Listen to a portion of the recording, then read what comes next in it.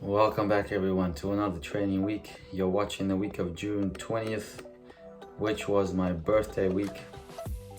So Thursday was my birthday and I was training really hard. The routine numbers are going up. I'm starting to spend a little bit less time on skills and more time doing full routines, trying to increase the numbers.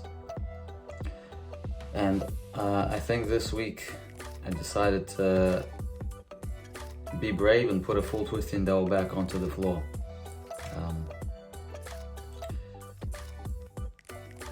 My adventures with changing that back handspring or flick flack starting to culminate, and my flick flack is starting to change towards that tumbler's flick flack, where your shoulders are in front of your hands on impact, creating the shorter snap down and of course giving more room for a good whip on the set. One place that I really have to try to fix some knee bends is that back 1.5 punch front full. I had a judge look at my sets, and even though it usually goes much better than what you just saw there, he did say that it would be 0.4 in total deductions. So a 1 and a 1 for the 1.5 and a 1 and a 1 for the front full.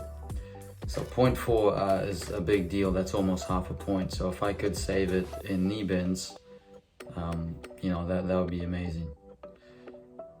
And I'm assuming that my 2.5 after the whip back is going to be the same sort of story. So just got to straighten my knees. I've kind of scrapped that scissor half. I've been working on the triple Russian quite a lot, but it's still very iffy in the routine. I can do it with legs together relatively neatly by itself, but so far every time I salute, it ends up being a scruffy triple Russian. I think 0.3 is what I get from it, and for all the effort it takes, looks like I was a bit of a rock star over there. Must have been some good music playing in the background. I was bobbing my head to it. Yeah, so triple Russian probably not worth it, especially in the qualifications round where the team needs a good score. But for the future, I'm keen to keep playing with it. I forgot exactly how I structured this week.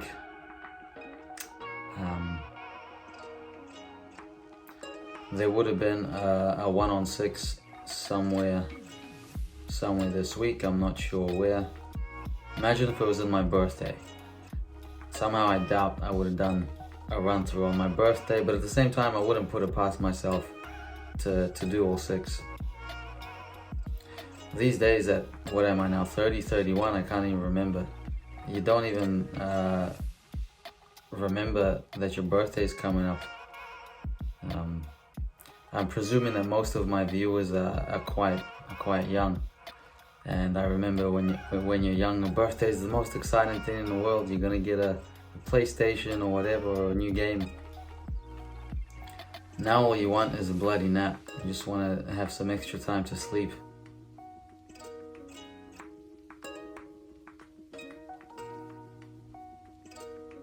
I liked that John Diam. Looks like my feet in general that day were pretty good. Yeah, those things look together.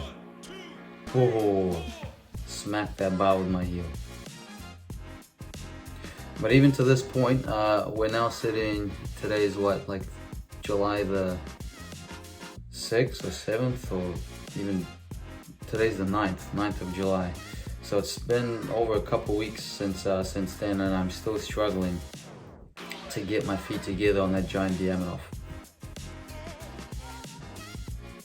On high bar, the project has been to keep my feet together on the catches.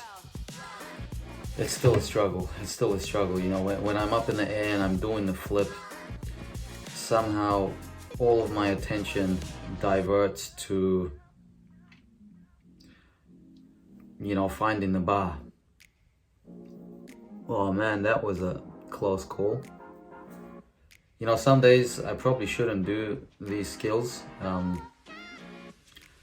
but you know, I kind of, if I'm not feeling too good, I'll keep it on the safe side. But even though I'm trying to keep it on the safe side, it looks like sometimes, you know, my judgment is just barely accurate enough to keep my head from whacking the bar. And I have whacked my head on the bar. I've whacked it on the Pagan, I've whacked it on the Casina. Thankfully I didn't get hurt or anything. And that kind of takes me back to when I was 15 and I had my first really big wipeout. I did a piked Gaylord straight to the bar. I hit somewhere around here. I still have the scar, but there was just blood everywhere, you know, so that trauma is still with me to this day.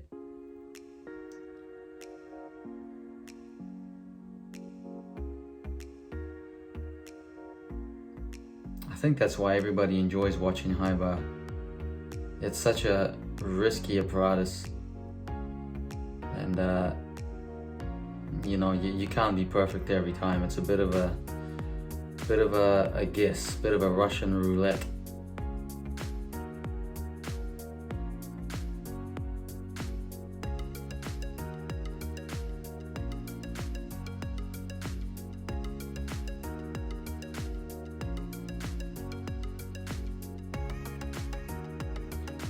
So I've been doing a lot of work on P-bars, just fixing up those feet on the studs.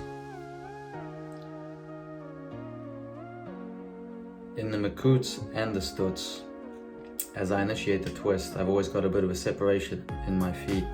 I've been trying to get rid of it, and I feel like only this week that's kind of culminated. I noticed looking back in my routines just from this week that I wasn't really thinking about having my feet together, but they were together. So that's when you know that it's pretty much a done deal. When you don't have to think about it, it's happening by itself.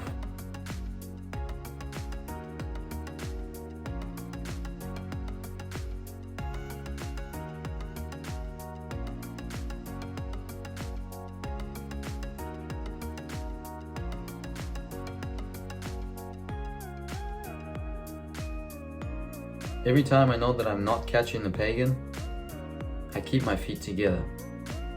But every time that second hand goes to reach the bar, that's when I lose form.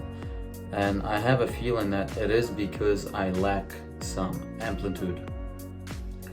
There's not enough height still in the Pagan, so if I'm kind of scrunching my legs all over the place, keeping my body small, it helps me to rotate. And what the splitting of the legs does, it helps you to wiggle around that twist all the way around at the end. But if the legs are together, the twist is a bit slower. Also, I could probably learn to be more efficient in my twist and learn to squiggle my hips. But you know, there's just so many turns that I can do with the big releases. So most of the turns are geared towards just catching the bar. And you know, that's also important for myself, that I gotta set days aside where I do take a few extra reps just to work on paying attention to things that I don't usually pay attention to. And I think gymnasts in general do that very little. We all like to just get the skills done, and move on. But not enough time is spent actually trying to change a skill. Because what happens when you change something, usually it actually gets worse, so you become quite reluctant to make any changes. And that's the thing, you change one thing, something else changes, but you keep on going at it until you figure out the whole picture. You tweak one thing, something else happens. Okay, so what do I got to tweak next? Okay, now this happened. Okay, what do I got to do now? Until eventually you've pretty much got all the ins and outs of the skill, and you can do it, you know, no matter when, no matter what.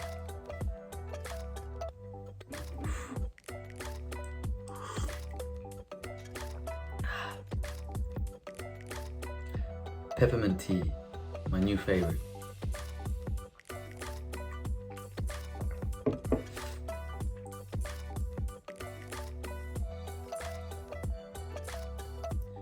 I've had to stop training cross. It's messing up my biceps tightening up, and that's causing all sorts of shoulder impingement.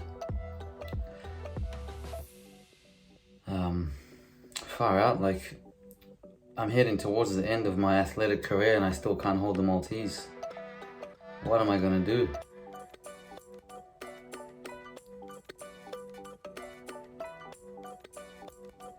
So during these next few weeks, you'll see some days I do no Yamawakis, some days I just do the tuck one, sometimes I do the pike one, some days I do both of them, and that pretty much all depends on how the shoulder feels that day.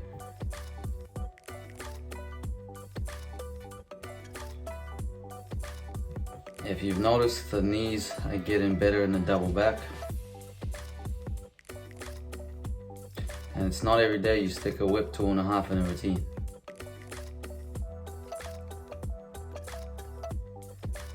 Here again is where I gotta squeeze my quads, because yeah, I can tell that that's even from this far away, it's pretty obvious that my knees are not tucked but pretty bent.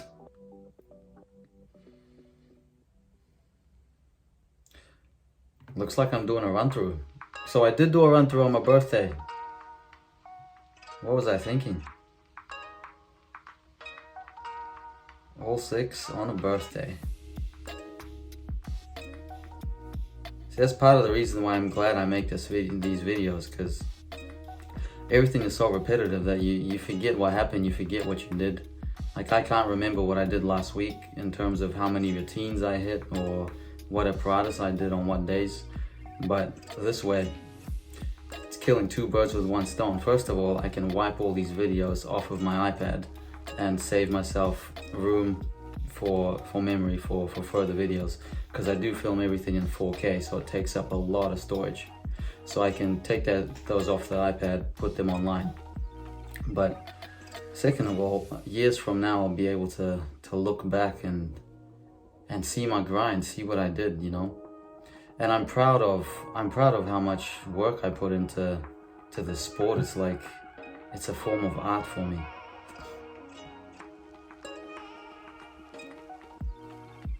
I'm enjoying figuring out the puzzle.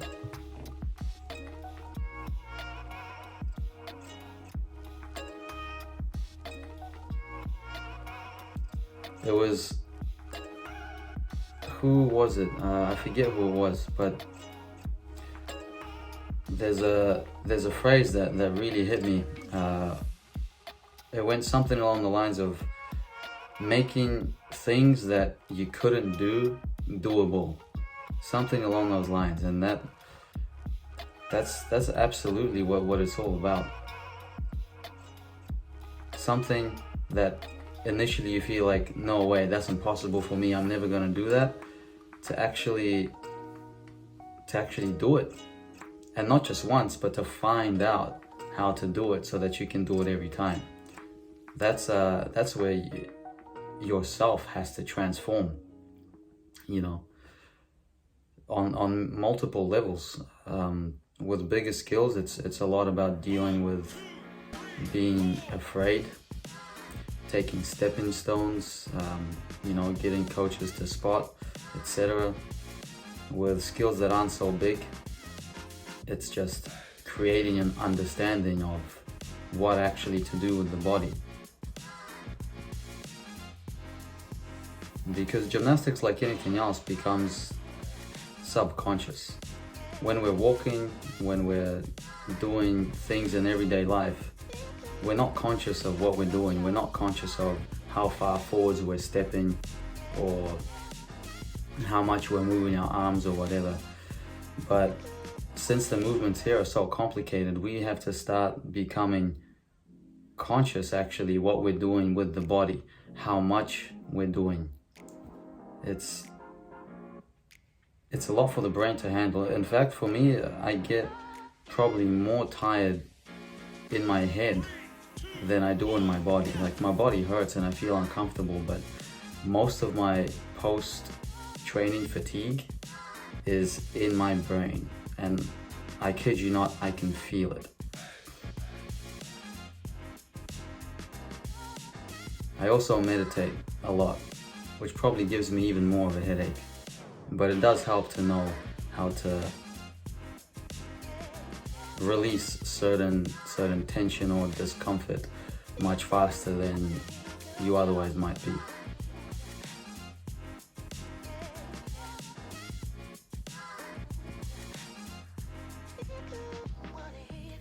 Looks like I've mixed the clips around.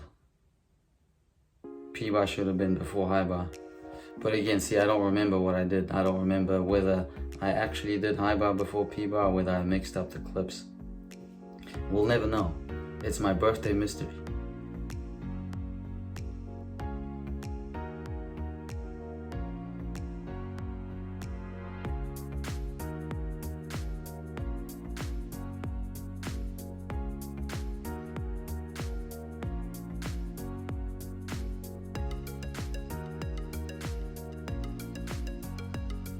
Gymnastics itself is a mystery. How is it that everybody has 2 arms and 2 legs, but there's such a big difference in ability and skill? And that's the question. Is it really true that someone has more talent in something than another person, or someone has, like, you know, a gift towards a certain sport?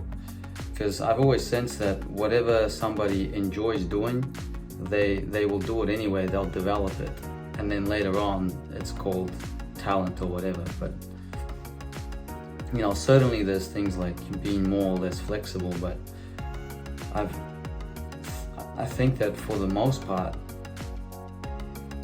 as long as somebody's really into it and really wants to, you know, develop in whatever it is, our brains are malleable, meaning, you know, you can rewire yourself in any way you want. And that's what we're starting to discover with these days. There's a lot of talk about epigenetics, which is pretty much the study that our genes aren't just unchangeable, that genes can switch on and off, and a big part of that is just your everyday lifestyle. So that's always been interesting for me. Why is it that these guys are doing all these skills and seemingly effortlessly at times, although later I understood that nobody's actually doing anything effortlessly. It's just that usually we're watching gymnasts in peak performance situations, like big competitions. So obviously they're in top form, their adrenaline is pumping, and therefore it looks like everything is easy for them. But in reality, I have seen all the trainings in the back gym, and I've seen the best of the best struggle.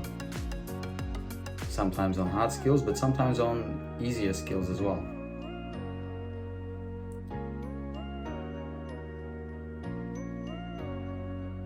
So I'm more on the side that an ability can be cultivated. And that's why I think that's a part of the reason why I continue to train. Because I'm curious. I'm curious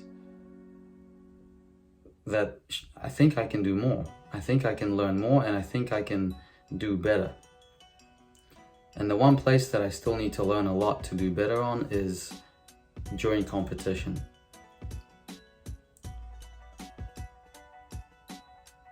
There's definitely room for progress.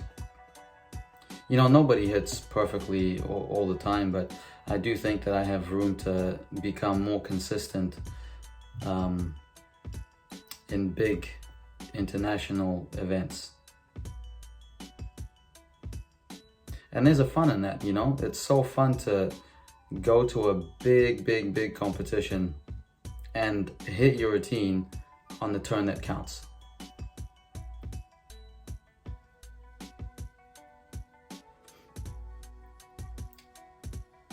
Looks like I was scheming a routine with a casino. Let's see what happened. There's no way I hit it, because I would have remembered if I hit it. Sorry for the spoiler. So I missed the first skill.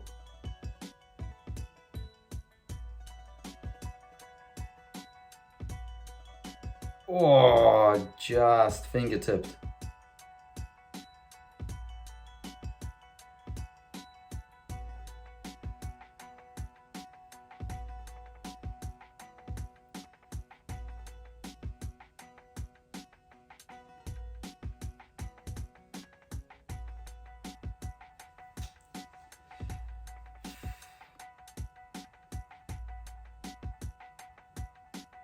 Must have been a good day.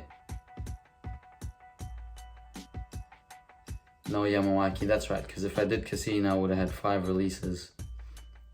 So no need to do Yamawaki. And for the love of God, Stalda, please get better. Wow. That's surprising. I forgot about that.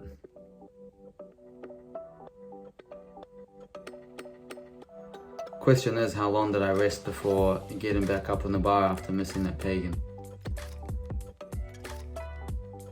And one other thing our New Zealand judge Gareth mentioned is the toe point during the endo and the Staldas. Apparently you get a 0.1 for flexing your feet. Man, I don't know if I want to sacrifice smacking my toes into the bar for 0.1, but oh man, would be an easy point. Well, 0.2 because 0.1 for the endo and then 0.1 for the Stalda, so it'd be a 0.2 for relatively easy corrections. Something to try on a light day. Coach's Corner coming up. Seeing as it's Saturday night. Should I just narrate it?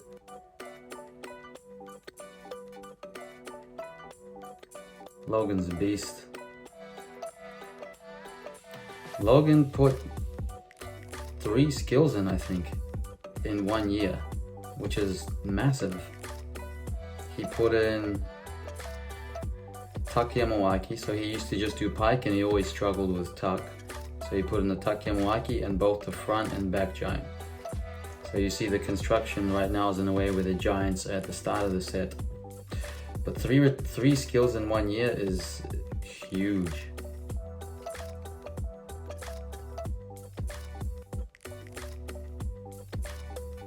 Will grinding away for his new, what is it, 15.5 I think. That front 2.5 puts him up to a 15.5. And Will struggled for a while doing that 2.5 punch layout second to last. But seems to be culminating pretty nicely. A couple coaches corners ago, I was talking about Troy going from doing getting lost from the beatboard drill into the pit to doing a late cars on the vault, and that was the turn that I was talking about. Yeah, good on you, Troy, if you're watching. That was some next level fix-ups. And this guy just out of nowhere decides to pull out a cross in his routine. Will's secretly training in a gym somewhere. We know he's pumping weights in the mornings because we don't see him do an ounce of strength during strength training at the end of the night. And then all of a sudden he'll come out and he'll hold the cross and he'll hold the planche. So something's fishy. We reckon Will's pumping weights somewhere outside of the gym.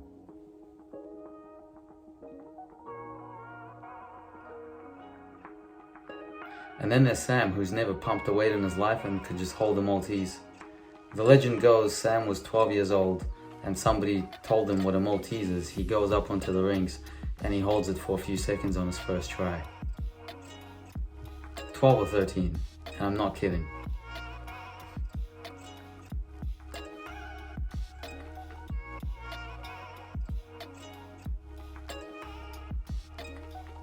Sammy put a few double back layout fulls over the hard rings in the last couple of weeks.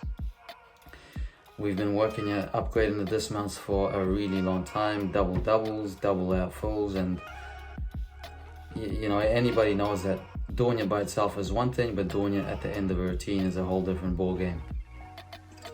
Wow, John, nice and straight in that double out. John, it's time to twist that thing next season. Ben's upgraded his vault. You'll see him do double twist in the next few weeks. Logan loves sticking his arm out when he opens up. Logan, stop sticking your arm out in the air. Because he did it today. We had a run through today. Finished on high bar, and Logan decides to stick his arm out in the double out full and almost die.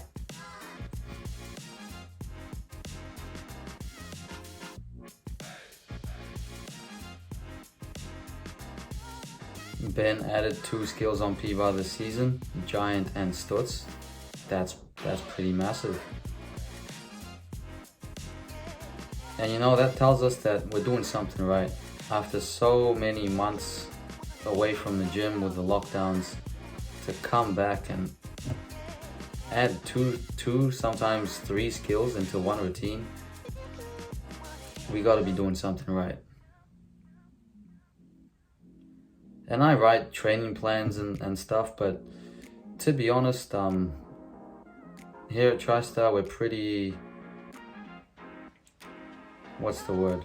Everybody's kind of working on their personal things. Everybody knows what to do. You know, sometimes you come in and it's just not a safe day to be doing routines, so we'll make the right calls. But even though there is a rough kind of training guide, I like to call it, I never push on the boys like you have to do this, because I'll be honest, I hated that. When anybody told me what to do, no matter who the coach was, there was an immediate strong reaction within me that, you know, like, no thank you. And who knows, maybe that's immaturity on my part, but you know, it's fun to figure things out by yourself, you know. Otherwise, it's like you're always being parented, and nobody wants that. Everybody wants to have their own freedom. So I try to give the boys all the freedom they need so that they can make their own decisions and learn things for themselves. So I'll wrap it up there.